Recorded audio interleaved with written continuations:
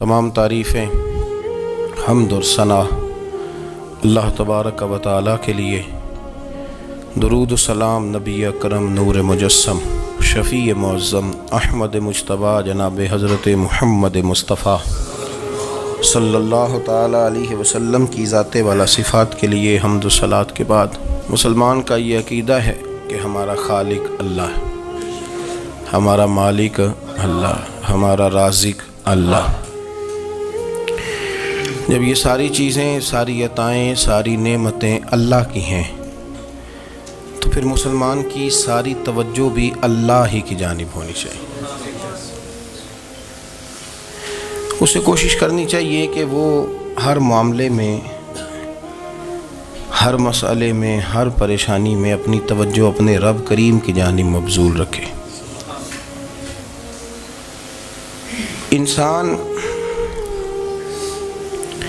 जब अपने इल्म पर भरोसा करने लगता है या अपनी अक़ल पर भरोसा करने लगता है या अपने ताल्लुकात पर भरोसा करने लगता है या अपनी दौलत पर, माल पर, सेहत पर, तो एक बहुत बड़े धोखे का शिकार हो जाता है। और इंसान जब इंसानों पर भरोसा करने लगता है तो फिर अल्लाह ताला उसे बाज़ौक़ात इंसानों के सुपुर्द कर देता है, इंसानों के सुपुर्द। और बहुत सारे ऐसे लोग भी होते हैं जो रब करीम को भूलते हैं और वो अपनी सारी तवज्जो इंसानों की तरफ, दुनिया की तरफ, दुनियादारों की तरफ कर लेते हैं। तो अल्लाह ताला फरमाता है फिर मैं उन्हें ये सज़ा देता हूँ कि वो मुझे भूलने निकले थे तो मैंने उन्हें उनका अपना आप भी भुला दिया, अपना आप भी। सूरह हश्र को देखिएगा, फरमाया वाला तकूनु कल्लज़ीना नसुल्लाह फ़अन्साहुम अनफुसहुम। उन लोगों की तरह न हो जाना जिन्होंने अल्लाह को भुला दिया तो अल्लाह ने फिर उन्हें उनका अपना आप भी भुला दिया। उन्हें अपनी भी होश नहीं रही, वो ऐसे मसाइल में घिर गए, वो ऐसी आजमाइशों में उलझ गए, वो ऐसी दुनियादारी के अंदर उलझे कि उन्हें अपना भी पता न चला। अब तो ढूंढता फिरता हूँ इकबाल अपने ही आप को, अब तो ढूंढता फिरता हूँ इकबाल अपने आप को, आप ही गोया मुसाफिर, आप ही मंजिल हूँ मैं। जब इंसान खुदा फरामोश होता है तो खुद फरामोश हो जाता है। हमारा बड़े ज़माने से तकिया है, कभी अमेरिका पर, कभी यूरोप पर, कभी बरतानिया पर, कभी मालदारों पर, कभी असले वालों पर। उसका नुकसान ये हुआ कि अपना कोई वजूद नहीं रहा, अपना कोई नज़रिया नहीं रहा, अपनी को सोच नहीं रही। ऐसे महसूस होता है कि कोई मंशूर नहीं, कोई दस्तूर नहीं, लगाम मुंह में है और उसका सिरा किसी के हाथ में है, वो जिधर चाहता है हमें घुमा लेता है। अल्लाह फरमाते हैं यूँ ना हो जाना कि तुम रब को भुला दो और फिर तुम्हें अपना आप भी भूल जाए। औलाइका हुमुल फासिकून, फरमाया ये वो लोग हैं जो नाफरमान है अल्लाह के, ये नाफरमान है। जब ये नज़रिया बन गया, जब ये जहन बन गया कि पैदा अल्लाह ने किया है, देना अल्लाह ने है, अता करने वाला अल्लाह है, नवाजने वाला अल्लाह है, तो फिर सारी तवज्जो दुनियादारों की तरफ रखना, मैं अल्लाह वालों की तरफ तवज्जो रखने का कायल हूँ, मैं वो समझता हूँ, हम उस चीज़ के कायल हैं। लेकिन वो भी कोई आस्ताना है कि जहाँ हक मुर्शद का नारा तो बड़ा लगे पर रब का नाम ही ना सुनने को मिले। ये भी कोई बात हुई कि जहाँ ये तो नारा ज़ोर से लगे कि जीवे जीवे मुर्शद जीवे, लेकिन इस्तिग़फ़ार का दर्स ही ना मिले। जहाँ हर वक्त ये बताया जाए कि यहाँ आ गए तो बच गए, कैसे बचेंगे? मेरे रसूल पाक अलैहिस्सलाम का दरवाज़ा सबसे बड़ा दरवाज़ा है, हुजूर का दरवाज़ा सबसे बड़ा दरवाज़ा है। लेकिन मेरे दोस्तों याद रखना, नबी पाक अलैहिस्सलाम ने भी लोगों को जब रास्ता दिखाया है तो रब करीम का रास्ता दिखाया है, अल्लाह का रास्ता दिखाया, अल्लाह करीम का रास्ता दिखाया, लोगों को रब की तरफ तवज्जो कराई। मेरे रसूल करीम सैयद आलम सल्लल्लाहु ताला अलैहि वसल्लम ने लोगों की अल्लाह की जानिब तवज्जो कराई और लोगों से ये कहा कि वो अपने रब करीम की जानिब अपना जहन रखें, अपनी तवज्जो अपने अल्लाह की जानिब मबजूल करें। मेरी बात को अच्छे तरीके से समझिएगा। इल्म अल्लाह तबारक व तआला अता करता है, تو اسے اللہ کی عطا ہی سمجھنا چاہیے۔ کچھ لوگوں کے پاس علم ہوتا ہے پر علم نافع نہیں ہوتا، وہ ٹامک ٹونجا مارتے رہتے ہیں ساری زندگی۔ علم کو اللہ کی عطا سمجھیں، اپنی عقل پر اپنے شعور پر زیادہ بھروسہ نہ سمجھیں، نظر اللہ پہ رکھیں۔ حضرت مولا علی شیر خدا کرم اللہ تعالی وجہہ الکریم سے کسی نے پوچھا تھا بڑا عالم کون ہوتا ہے؟ ہمارے ہاں تو اب وہ والے عالم پائے جاتے ہیں نا، اللہ ماشاءاللہ، جو ممبر پہ بیٹھتے ہیں تو دعوے ہی دعوے، ممبر پہ بیٹھتے ہیں تو دعوے ہی دعوے، اس طرح کے عالم ہمارے ہاں پائے جاتے ہیں۔ وہ ہر بات میں دعویٰ کرتے ہیں، میں یہ کر دوں گا، میں وہ کر دوں گا۔ یہ مزاج علماء کا نہیں۔ حضرت علی المرتضیٰ سے کسی نے پوچھا بڑا عالم کون ہوتا ہے؟ فرمایا بڑا عالم وہ ہوتا ہے کہ جسے مسئلے کا پتہ نہ ہو تو وہ کہہ دے مجھے نہیں پتہ، میں پتہ کر کے بتاؤں گا، غلط بات بیان نہ کرے۔ امام مالک سے کسی نے کوئی مسئلہ پوچھا تو آپ فرمانے لگے مجھے اس سوال کا جواب نہیں آتا، ہمارے بزرگ سمجھاتے کیا ہے؟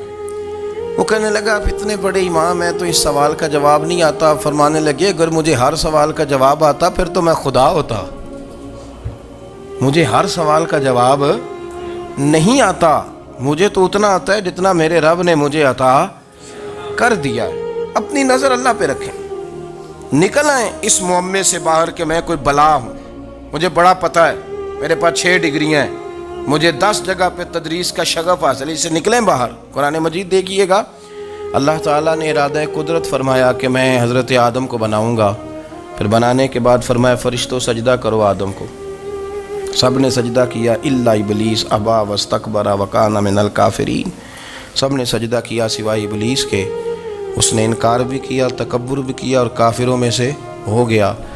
تو یہ جب اللہ تعالیٰ نے سجدہ کرایا تو کیسے کرایا؟ اللہ تبارک و تعالیٰ نے نا حضرت آدم کو علم سکھایا خود، وعلم آدم الاسماء کلہا، خود اللہ فرماتے ہیں کہ میں نے جناب آدم علیہ السلام کو تمام اشیاء کے نام سکھائے، سب اشیاء کے نام سکھائے۔ تو وہ چیزیں پھر میں نے نا، اللہ فرماتے ہیں میں نے فرشتوں پہ پیش کی، میں نے کہا کہ بتاؤ ان کے نام کیا ہے، تو فرشتوں نے جو جواب دیا وہ سمجھنے والا ہے۔ اللہ نے چونکہ خود علم سکھایا تھا حضرت آدم کو، جناب آدم سکھایا تھا، لیکن فرشتوں کو نہیں سکھایا تھا۔ تو اللہ کریم نے فرمایا فرشتوں اب یہ بتاؤ ان چیزوں کے نام کیا ہیں؟ تو فرشتے کیا کہتے ہیں؟ فرشتے عرض کرتے ہیں قالوا سبحانک لا علم لنا۔ آپ کبھی یقین کریں اس چیز کی لذت لیں تو مزہ آ جائے۔ کہا قالوا سبحانک، کہنے لگے تو پاک ہے، قالوا سبحانک، کہنے لگے تو، بھئی آدم علیہ السلام کو نام سکھا لیے، پھر فرشتوں کے سامنے وہ چیزیں پیش کر کے کہا ان چیزوں کے نام بتاؤ، تو فرشتے کیا کہتے ہیں؟ کہتے ہیں قالوا سبحانک، تو پاک ہے، لا علم لنا، ہمارے پاس کوئی علم نہیں، الا ما علمتنا، ہمیں تو اتنا پتہ ہے جتنا تو نے ہمیں سکھا دیا، ہمیں تو اتنا پتہ ہے جتنا تو نے ہمیں، لا علم لنا، ہمارے پاس کوئی علم نہیں ہے، اتنا ہی پتہ ہے جتنا تو نے ہمیں سکھا دیا ہے، اس سے زیادہ ہمارے پاس علم۔ اور یہ کیوں تو نے ہمیں جتنا سکھایا اتنا پتہ ہے؟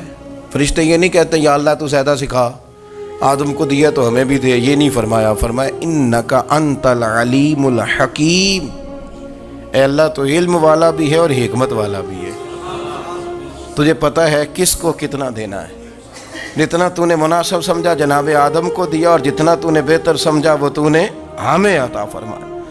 تو اگر آپ کے پاس علم ہے، کہیں نالج ہے، تو اس کو اللہ کی عطا سمجھیں۔ ہمارے ہاں بہت سارے لوگ بن کے بیٹھ جاتے ہیں، میں اکثر کہتا ہوں کہ پھر وہ دعوے کرتے ہیں میرے علاقے والے جاہل ہیں، میرے شہر والے جاہل ہیں، میرے خاندان والے پڑھے نہیں۔ یہ آپ کا دعویٰ ہے، یہ آپ کو خراب کر دے گا۔ ہم نے بہت سارے ایسے لوگ دیکھے جو بہت بڑے عالم تھے، لیکن اللہ جب لینے پہ آیا تو عقل ہی لے گیا، شعور ہی چلا گیا، حافظے ختم ہو گئے۔ آپ دیکھتے ہیں بڑھاپے میں کچھ لوگ ایسے ہوتے ہیں کہ جن کو یہ بھی یاد نہیں رہتا کہ میرا نام کیا ہے، میں کہاں ہوں، مجھے کدھر جانا ہے۔ تو اس وقت سے اللہ کی پناہ مانگیں اور اپنی نظر اپنے رب کریم کی جانب رکھیں، اللہ کی جانب اپنی نظر کو مبذول رکھیں۔ دوسری بات، علم کے بعد ایک چیز آتی ہے جس کا نام ہے ہدایت، جس کا نام ہے تقوی، جس کا نام ہے پرہیزگاری، جس کا نام ہے عمل، عبادت، ریاضت۔ یہ بھی اسی وقت ہی نصیب ہوتی ہے جب میرا رب کریم نصیب فرما دیتا ہے۔ ہم نے نا نیکی کا اپنا اپنا سٹیٹس بنا لیا ہے، اپنا اپنا معیار بنا لیا ہے۔ کچھ لوگ کہتے ہیں کہ جناب مسجد میں سیمٹ کا توڑا دینے سے بہتر ہے کسی غریب کو آٹے کا تھیلا دے دو۔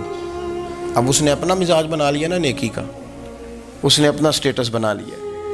میرا یہ سوال ہے کہ نبی پاک صلی اللہ تعالیٰ علیہ وسلم جب مدینہ شریف آئے تھے تو حضور نے سب سے پہلے غریبوں میں آٹا تقسیم کیا تھا کہ سب سے پہلے مسجد بنائی تھی؟ کیا عجیب لوگوں کا رنگ ہے، اپنی مرضی کی ہدایت، اپنی مرضی کا تقوی، اپنی مرضی کا معیار۔ مسجد کوئی بڑا چھوٹا خطیب بھی میری طرح کا ہو نا تو وہ مسجد میں بیٹھ کے جب نبی پاک کی بات کرتا ہے تو کہتا ہے میرے رسول پاک غریبوں کا سہارا بن کے آئے۔ وہ غریبوں کی بات کرتا ہے، مسکینوں کی، لاچاروں کی، کمزوروں کی بات۔ تو مسجد ہی تو وہ ادارہ ہے جہاں سے غریبوں کی بات ہو رہی ہے۔ تو اب لوگوں نے غریب کو اور مسجد کو لڑانا شروع کر دیا، اس کو لڑاؤ کہ مسجد میں پیسے دینے سے بہتر ہے آپ غریب کو آٹے کا تھیلا دے دیں۔ آپ یہ کیوں نہیں کہتے کہ مسجد میں بھی آپ توڑا دیں ایک سیمٹ کا اور ساتھ غریب کو بھی خدمت کریں؟ یہ کیوں نہیں تقویٰ؟ اپنی اپنی مرضی کا مزاج، اپنی اپنی۔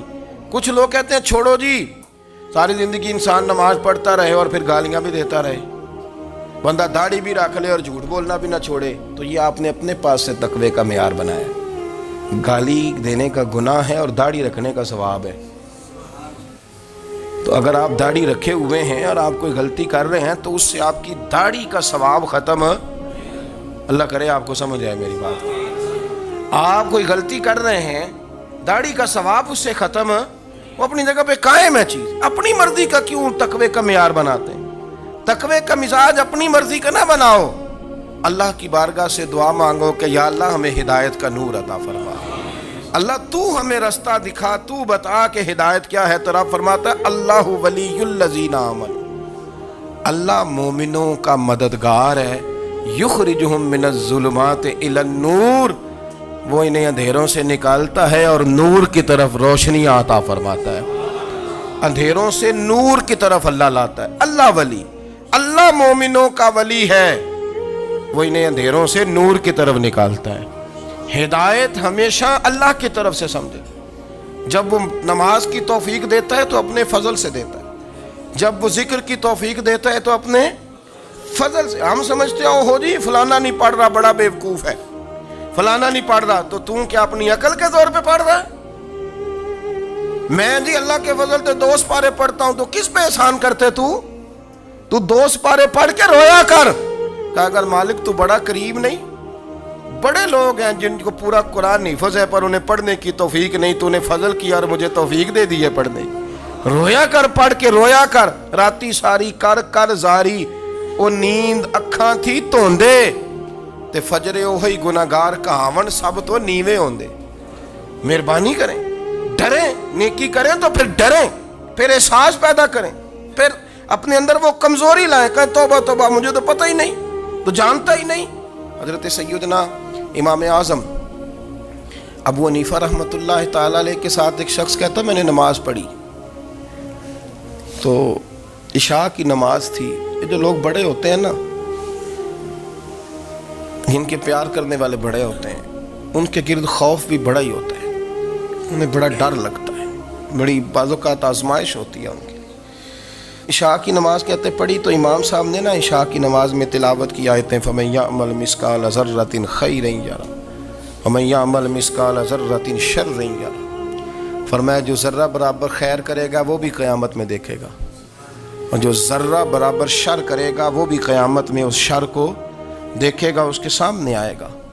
تو وہ شخص کہتا ہے کہ سارے لوگ نماز پڑھ کے چلے گئے تو امام صاحب رحمۃ اللہ علیہ نے اپنی داڑھی پکڑی، رو رہے ہیں، کہتے ہیں وہ ذرہ برابر نیکی کا بدلہ دینے والے، وہ ذرہ برابر شر پہ سزا دینے والے میری سفید داڑھی کو دیکھ، مالک میرے ذرے ذرے سامنے نہ لانا، لوگ تو میری بڑی قدر کرتے ہیں دنیا، میں تو بڑا پہچانا جاتا ہوں، لوگ تو میری راہوں میں پھول لیے کھڑے ہوتے ہیں، مجھے بڑا نوازتے ہیں، قیامت میں رسوا نہ کر دینا، میرے لیے مشکل ہو جائے گی۔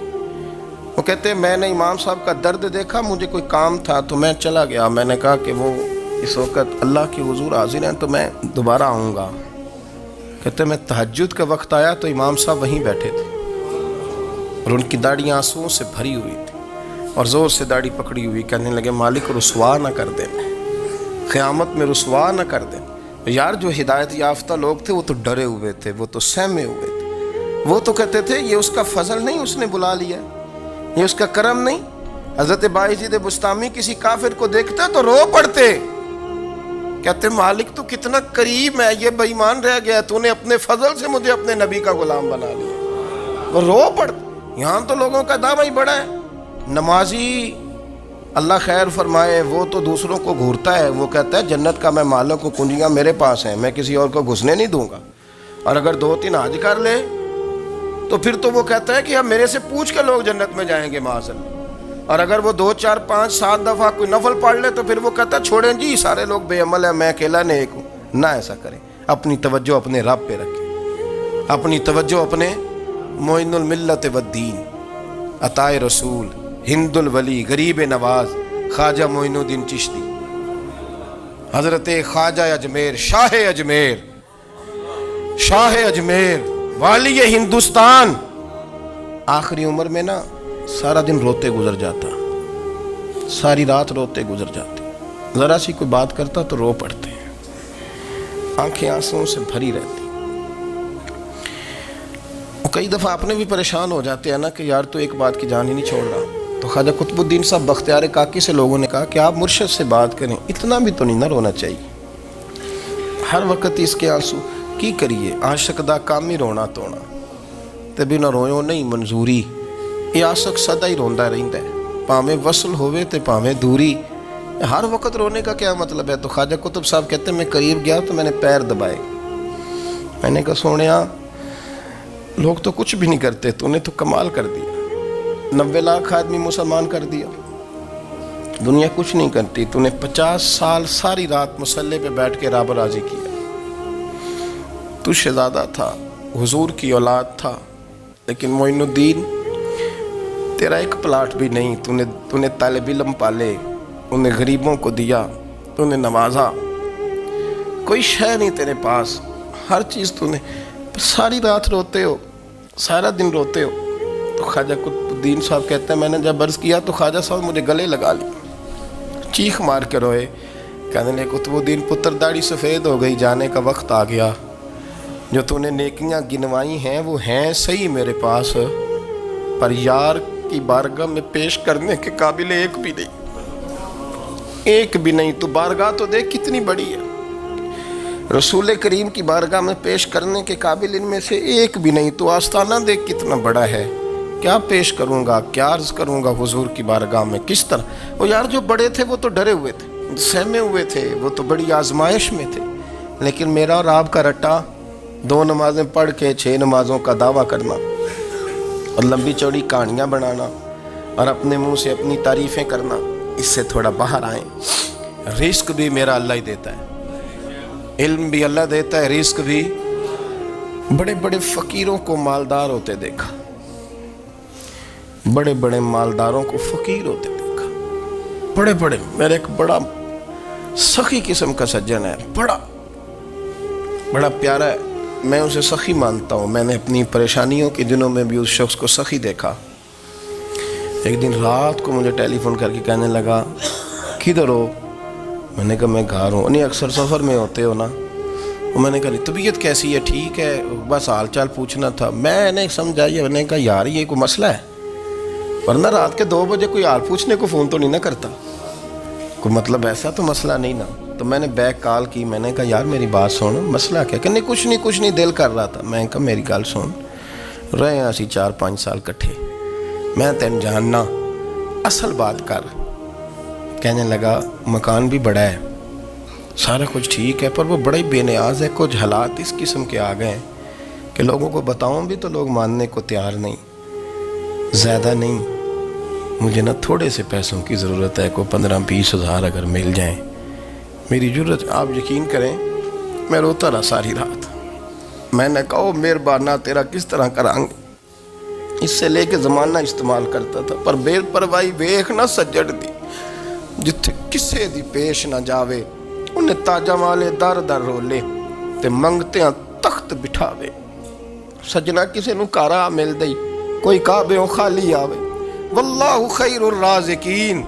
وہ کہتے تو دائیں بائیں نہ جا، رزق تو تجھے میں دوں گا، میں ہوں بہتر رزق دینے والا. بڑے بڑے بادشاہ، بڑے بڑے شہنشاہ، بڑے بڑے لوگ، ہاتھوں میں کاسے، فقیریاں. ام ربیعہ کہا کرتی تھیں، بڑی نیک اور صالح خاتون تھیں. وہ کہتی ہیں کہ میں نا بڑے امیر آدمی کی بیوی تھی، اپنے شوہر کے ساتھ چھت پہ بیٹھی تھی تو نیچے فقیر مانگنے والا آیا. اس نے بڑے درد سے صدا کی تو میں نے اپنے شوہر سے کہا کچھ دے دیں. کہا دفع کر، ان لوگوں نے دھندا بنایا ہوا ہے.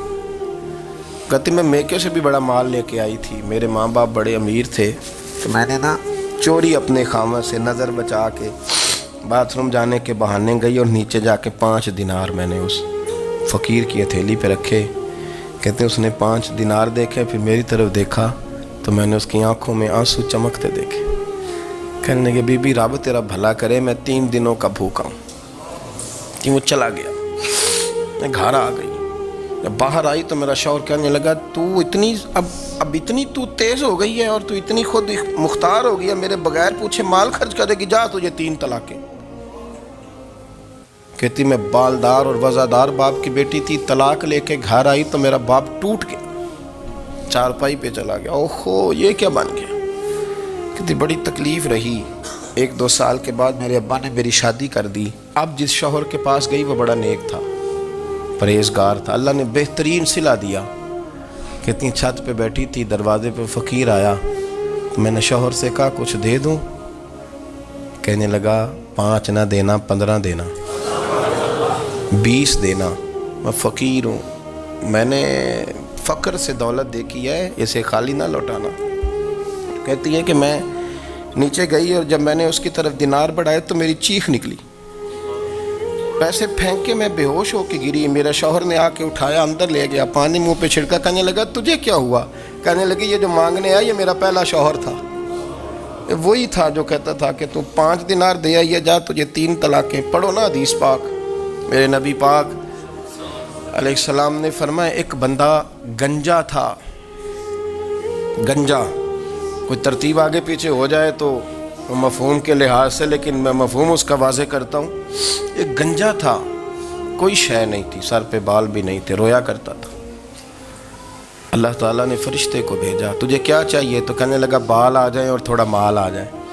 فرشتے نے ہاتھ پھیرا تو بال بھی آ گئے تو بکریاں بھی آ گئیں، لائنیں لگ گئیں، مال ہی مال ہو گئی. دوسرے کے پاس گیا، وہ کوڑا تھا. اس کو جا کے کہا کیا چاہیے. کہنے لگا شفا ہو جائے اور کچھ اللہ تعالیٰ آسانی کر دے. شفا بھی ہو گئی، گائیں بھی دے دی، بھینسیں بھی دے دی، مال ہی مال ہو. پھر ایک کے پاس گیا، وہ اندھا تھا. تجھے کیا چاہیے. اس نے کہا آنکھیں مل جائیں اور کچھ ساتھ اللہ مال دے دے. اونٹ ہی اونٹ ہو گئے. جب بڑا نواز دیا تو پھر مالک نے امتحان لینے کا ارادہ کیا. یاری تیری سونا ہے پر آزمائشاں بھی تیریاں اگ. آزمائشاں تیریاں، صحیح کہہ رہا ہوں، آزمائشاں تیریاں، یاری تیری سونا ہے پر آزمائشاں تیریاں. اے سونا پرکھیا جامدائی پہلو نہ لگاں دے لگ. اللہ نے فرمایا آزمائش کرو. سب سے پہلے گنجے کے پاس آئے، اسے کہا اللہ کے رستے میں کچھ دیکھنے لگا، میرے خرچے ہی بڑے. دیکھو تو صحیح کتنی مشکل میں وقت گزارتا ہوں، حال ہی کوئی نہیں. تو اس نے کہا میں نے تو سنا ہے تو گنجا اور بھوکا ننگا تھا. کہنے لگا میں تو جدی پشتی رئیس اعظم ہوں، تجھے کس پاگل نے کہا ہے بھاگ جا. اس نے کہا اچھا جیسے تو تھا ویسے ہی ہو جائے.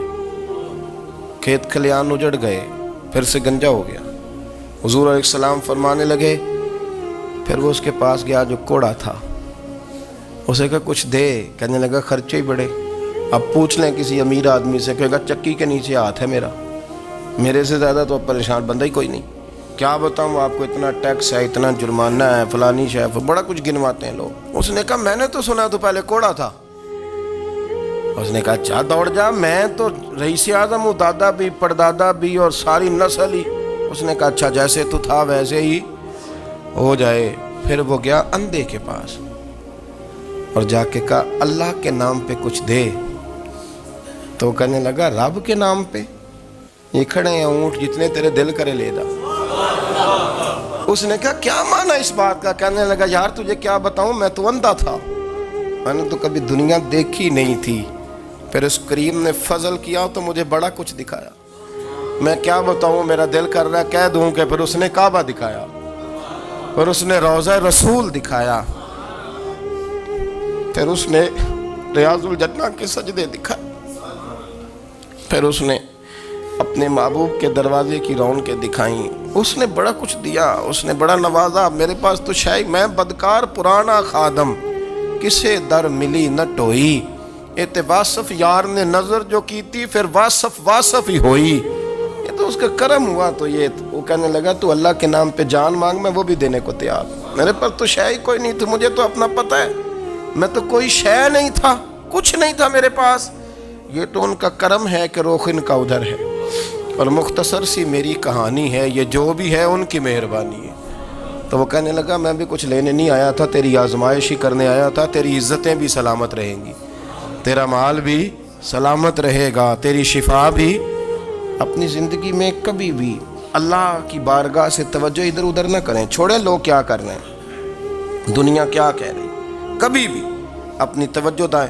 ہمارا یہ مسئلہ بن گیا کہ ہماری سیاست ہے، ہماری دنیا داری ہے، ہم بندوں کو راضی کرنا چاہتے ہیں، ہم دیکھتے ہیں کون کس طرح، اور آپ یقین کریں آپ تھک جائیں گے، بندے راضی نہیں ہوں گے، وہ نہیں راضی ہوتے۔ آپ ان کو منا کے لائیں گے تو ادھر والے نکل جائیں گے، ادھر کو منائیں گے تو ادھر والے نکل جائیں گے۔ اس چکر سے باہر آئیں، اس رب کو راضی کریں جو فرماتا ہے ان الذین آمنوا وعملوا الصالحات سیجعل لهم الرحمن ودا۔